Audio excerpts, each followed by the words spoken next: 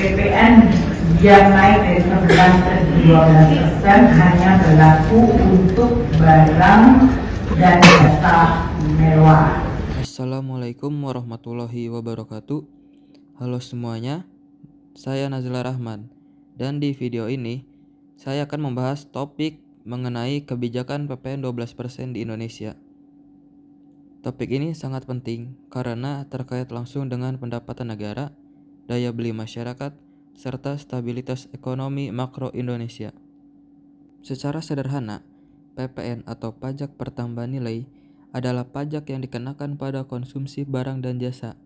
Pemerintah Indonesia berencana menaikkan tarif PPN menjadi 12%. Pertanyaannya, apakah kenaikan ini merupakan kebijakan yang adil atau justru menambah beban bagi rakyat?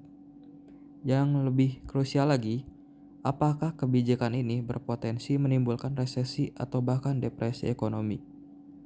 Dari sudut pandang makroekonomi, ada dua komponen penting yang perlu kita soroti. Yang pertama, daya beli masyarakat.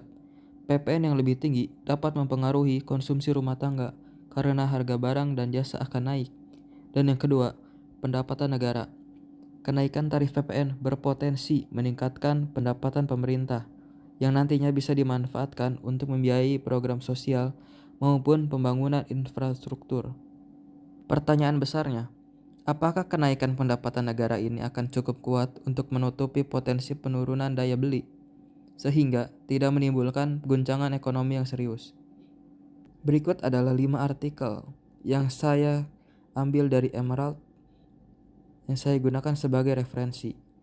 Yang pertama yang berjudul Taxation and Economic Growth, Evidence from Emerging Economies. Artikel pertama menunjukkan bahwa kenaikan PPN di negara berkembang bisa meningkatkan penerimaan negara signifikan, tetapi cenderung menekan belanja konsumsi masyarakat jika tidak diiringi kebijakan sosial kompensasi. Yang kedua, VAT policy in Southeast Asia, comparing effects on income distribution. Pada artikel yang kedua, menyimpulkan bahwa penerapan PPN yang lebih tinggi cenderung regresif, membebani golongan menengah ke bawah, kecuali jika pemerintah menerapkan pengecualian atau subsidi untuk barang kebutuhan pokok. Yang ketiga berjudul The Impact of VAT Reforms on Consumer Spending in High Frequency Data.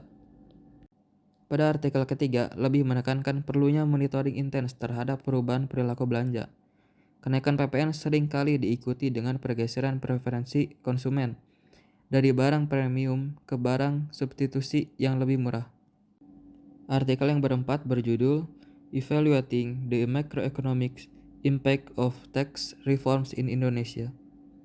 Pada artikel keempat memaparkan data historis kebijakan pajak di Indonesia dan menegaskan bahwa penggunaan penerimaan pajak untuk pembangunan infrastruktur dan program sosial bisa menstimulasi pertumbuhan dan memitigasi dampak negatif kenaikan pajak. Yang terakhir, yang berjudul Comparative Analysis of Value Added Tax in Asian Countries. Dan artikel yang kelima mengambil contoh negara Filipina yang sempat menaikkan pajak menjadi 12% pada 2006. Efek jangka pendek memang menekan konsumsi rumah tangga, tetapi di jangka menengah pajak tersebut turut membantu stabilisasi fiskal. Resesi terjadi ketika pertumbuhan ekonomi mengalami kontraksi 2 kuartal berturut-turut, sementara depresi adalah resesi yang sangat dalam dan berkepanjangan. Dari berbagai studi yang ada, termasuk kelima artikel di atas, tampaknya kenaikan PPN saja tidak cukup untuk memicu depresi ekonomi. Meski demikian, resiko resesi tetap terbuka apabila yang pertama, kenaikan PPN terjadi saat kondisi ekonomi global tengah melemah. Yang kedua, tidak ada stimulus fiskal atau moneter lain untuk menjaga daya beli masyarakat. Yang ketiga, pemerintah gagal memanfaatkan pendapatan pajak yang meningkat untuk investasi produktif atau bantuan sosial.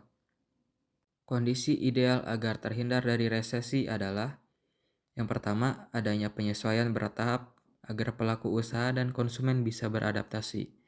Yang kedua, menyertakan kebijakan kompensasi seperti subsidi untuk barang kebutuhan pokok atau pengurangan beban pajak di sektor lain, misalnya UMKM. Yang ketiga, memastikan transparansi dan efisiensi penggunaan pajak, sehingga masyarakat merasa manfaat langsung dari kenaikan pajak tersebut. Seperti yang dikemukakan dalam artikel Mulyadi 2018, Filipina pernah menaikkan pajak menjadi 12% pada tahun 2006. Awalnya, hal ini membuat masyarakat resah.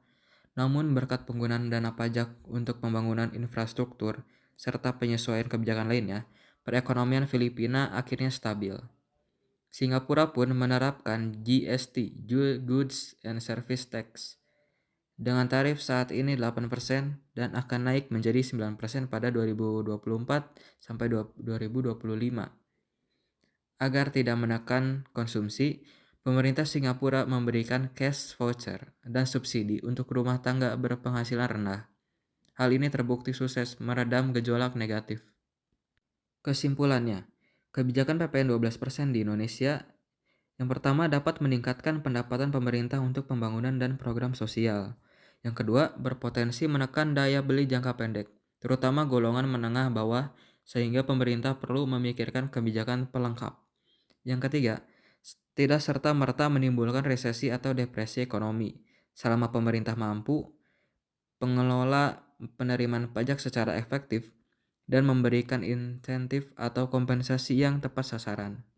Dan juga ada beberapa rekomendasi atau saran dari saya. Yang pertama, pemerintah sebaiknya menyusun mekanisme sosial untuk melindungi kelompok rentan dari dampak kenaikan harga. Yang kedua, disarankan untuk menerapkan kebijakan secara bertahap dan disertai dengan evaluasi berkala terhadap data konsumsi nasional. Yang ketiga, transparansi penggunaan pajak mesti diperkuat agar kepercayaan masyarakat tidak goyah. Demikian pemaparan singkat mengenai analisis kebijakan PPN 12% di Indonesia dari perspektif makroekonomi. Semoga penjelasan ini bermanfaat dan dapat menambah pemahaman kita semua. Jika ada masukan, pendapat, atau pertanyaan, silakan tinggalkan di kolom komentar. Saya Nazila Rahman, undur diri. Mohon maaf apabila ada kesalahan kata. Terima kasih atas perhatiannya. Wassalamualaikum warahmatullahi wabarakatuh.